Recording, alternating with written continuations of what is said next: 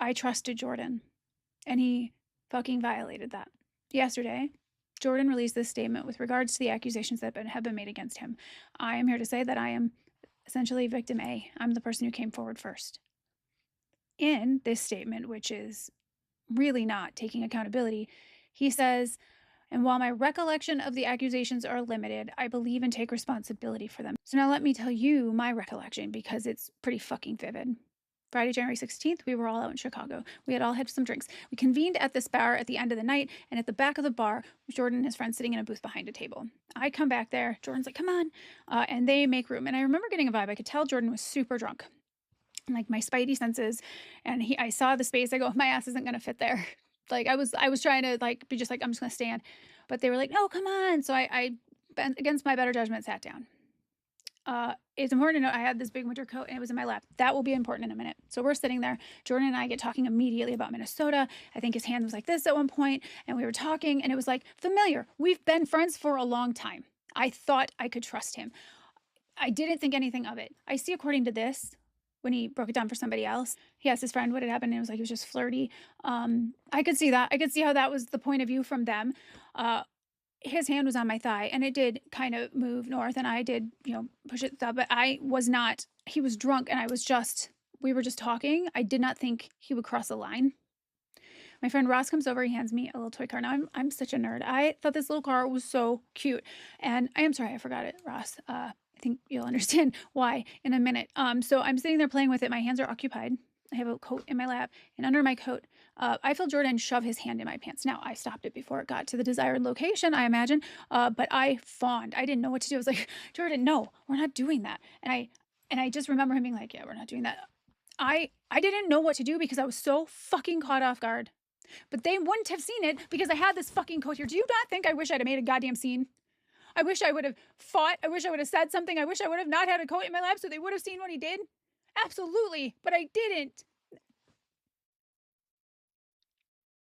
And so I saw an opportunity to get up when people were going to karaoke. I saw him go over and start kind of like dancing and not paying attention. And I saw my friend Maggie, Mermaid Maggie, I love you. I said, do you want to get out of here? And she said, yeah. So we bounced. And I'm glad I did, because as we were leaving to hit that Uber, I remember the sensation of like, I don't want him with us because I don't trust him. And I was like looking over my shoulder, hoping he wouldn't see us leaving. That says so much. I was processing what had happened in real fucking time, and I was scared of him seeing us leave. That says so fucking much. So we left and we got to the hotel, and I was right, because you know what he did? He called me and wanted my room number. And I said, Jordan, I am not giving you my room number. And he repeatedly was asking me no less than fucking 10 times, saying things like, oh, I just want to come hang out. It'll be fine. And I'm like, that we both know that's not true. Go to bed. You'll thank me in the morning. Go to bed. I said no at least 10 times. He disregarded consent at least 10 times. I finally said, Jordan, you're drunk. Go to bed. Good night. And I hung up. I woke up in the morning to find that he had tried to call me, and he had said, oh, I can't get into my room. Bullshit. Go to the front desk. But like I was going to let him in mine. Now, I wasn't feeling 100%, I never drink. So like any leaves me with like a migraine and ickiness. So my friend Matt, USMC and Grady, who's like my brother and one of my best friends, stopped by with some Sprite and some popcorn. And I said, something happened with Jordan last night, and I need to tell you. And I said, we were at the bar. His hand was on my thigh. It escalated. I left. We got back, and then he called and would not accept no for an answer. I didn't let him in my room, but he tried over and over and over. And Matt didn't know what had exactly happened, but he knew that was a violation even in and of itself. I expected Jordan to talk to me Saturday. I thought he'd ask me what happened. I thought he would talk to me about what he did, but he didn't. Didn't talk to me Sunday, didn't talk to me Monday, didn't talk to me Tuesday, until I had had enough of the silence, and I texted him and said, dude, this is what you did. And again, even in that, I said, it was a little flirty, and then it escalated and I bounced. I wasn't ready to admit what he had done, but I was stressing like, you didn't accept consent when I said no about the room. So he calls me, and I replay the whole thing. And again, I say, we were at the bar. You had your hand on my thigh. It escalated, and I left. Do you think he asked me what he did? No. Nope. Didn't ask me what the escalation was. Now imagine if that were me and somebody said to me, you were drunk, it escalated, I left. Like, whatever it was bad enough that person just fucking bounced. I would have been like, what did I do? He didn't ask. And I think that's when I finally had enough pretending that that's all it was. In fact, he was more worried about who I had told. He said it wasn't my fault and that he accepted responsibility, but also he was drunk and didn't remember things. But also, hey, who did you tell?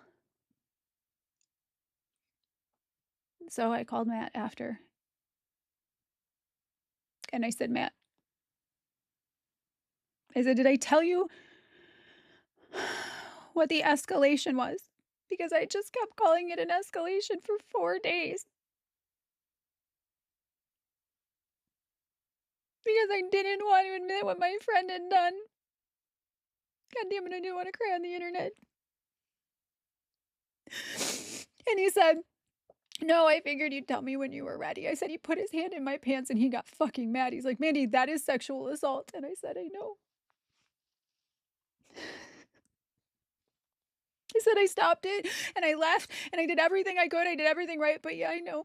And I said, should I call Jordan and tell him? Because he claims he doesn't remember. He's like, it's up to you. But yeah. And I called Jordan. I said, Jordan, you know, I said there was an escalation. And I asked you, do you remember what happened? Because you didn't ask me. Didn't ask me what the escalation was. Do you remember? He's like, no. I said, you put your hand in my pants, Jordan.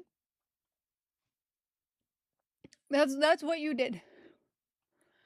He didn't really have much to say. Again, he kept just saying, I'm so sorry. I don't remember, but I take responsibility.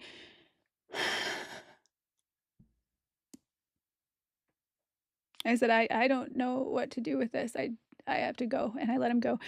And as people in the Chicago group found out what had happened, other people came forward. I will not speak on their behalf. Their stories are never going to be mine to tell. But they came forward for me to corroborate my experience so that I knew I wasn't alone. I was the one who had someone, it was only me that I'm aware of that he tried to put his hand down their pants. I've seen some videos of people saying all 4 women. No, that happened to me. There were varying things that happened to other women that were deeply inappropriate or crossed a line, but that was what he did to me, his friend. Which brings us to today. I saw this video from this woman who is super fucking self-righteous and trying to defend Jordan by saying, well, he's been in the trenches. It is giving grab him by the pussy. I'm rich and I can do this. What the fuck are you talking about? She said, the guy was in the trenches in Minneapolis. Have you been there?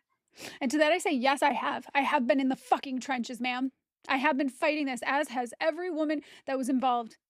And it wouldn't matter if we were or we weren't. You don't get to give a pass for sexual assault to somebody just because they're doing one thing good. I came forward because we as creators have incredible access to people, many who are vulnerable. They look up to us. They trust us. And I didn't want anyone else to experience this, because also at a lot of these things there's alcohol, and it's clear, Jordan, that you have a problem, and I hope you get help. I really fucking do. Because I have been absolutely destroyed by this. She also asked this. Jolly Ginger, where are you guys at? I want to get some support for this man. And I hope it's okay that I answer, but Jolly was on the phone checking on me. The amount of people who have checked on me. Because Jolly understood that what happened to me was never okay. And it wasn't my fault. So you want to know where Jolly is? Why he's not on here defending someone? It's because he was checking on me. I never wanted this. I'm getting nothing from this. I'm not even monetized on this account. So before you're all like, it's over a minute, she's making me, no, the fuck I'm not. I never wanted this. This doesn't benefit me. And lying? I have no reason to lie. There's nothing I'm gaining. I have lost so much. Now, as far as my friendship with Jordan, that's done. I've removed any videos of us, any content that we have made together, because honestly, it's really fucking traumatizing to see. I don't want those memories. I thought I knew Jordan. I didn't do this to hurt him. I didn't do this to cancel him. I did this because women could be harmed based on the patterns of behaviors we saw. And I did this because I knew what he did to me. I don't want there to be someone else who gives him their room number. Jordan needs help. And based on his statement, he says he's going to get it. I'm not pressing charges at this time. I'm not ruling out anything. And if he gets help, great. And if he doesn't, there are things on the table. So I really hope he does. But he will never be my friend. And that is on him. That was a decision he made. You say you don't remember what happened, Jordan. The problem is, I'm never going to forget.